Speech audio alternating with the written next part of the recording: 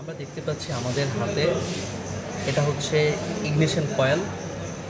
এই মাথার অংশটা হচ্ছে আমাদের ইগনাইটার, আর এখানে চারটা আমাদের টার্মিনাল আছে, একটা পজিটিভ, একটা নেগেটিভ, আর মাঝখানে দুইটা আছে টার্মিনাল। আমরা দেখতে পাচ্ছি যে দেখা যায় না, চারটা দেখা যায় ভিতরে, লাইট অন করেন। হ্যাঁ দেখা যায়। হ্যাঁ লাস্টের দুইটা এই প্রান্তে একটা পজিটিভ একটা নেগেটিভ হয়। কোনটা পজিটিভ নেগেটিভ সেটা আমাদের বের করা লাগবে।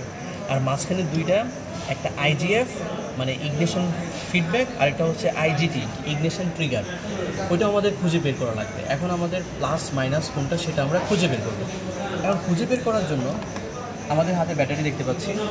এই ব্যাটারির একটা পজিটিভ একটা নেগেটিভ প্রান্ত। নর্মালি যেটা হয়, আমরা লাল কালারটাকে আমরা পজিটিভ বলি, আমরা এই জন্যই এটা পজিটিভ লাগালাম। এটা না করলেও হয়, জাস্ট বোঝার জন্য।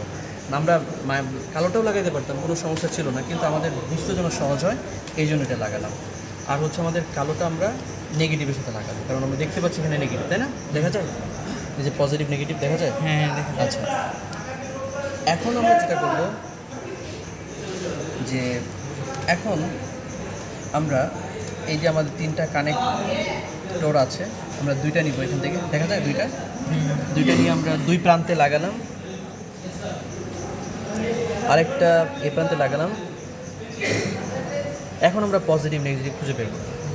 এখন আমরা যেটা করব, আমি চাইলে এই যে টেস্টটা এখানেও লাগাতে পারি, এখানেও লাগাতে পারি।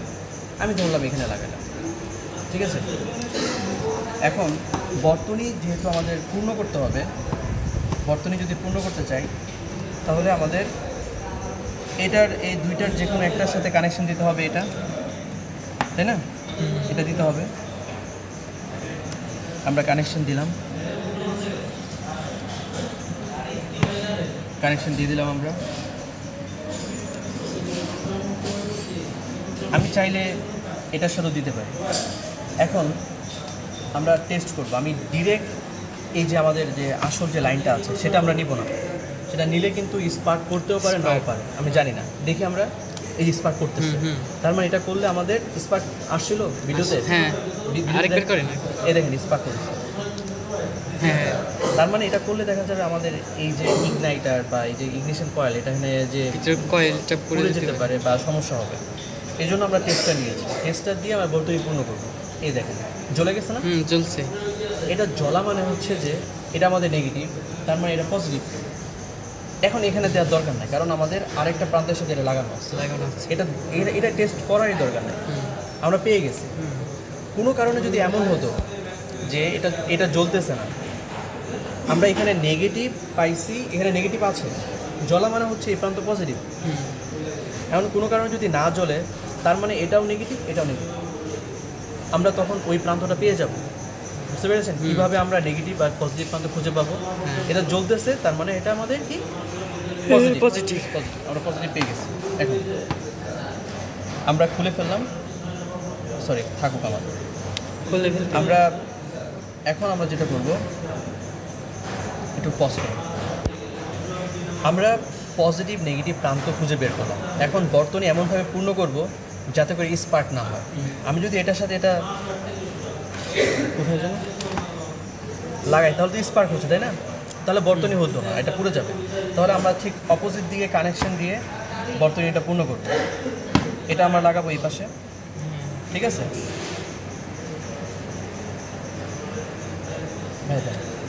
আর এটা লাগাবো এই পাশে। তাহলে এখন স্পার্ক হবে না। স্পার্ক না হওয়া মানে আমাদের ডিভাইসটা ভালো থাকবে।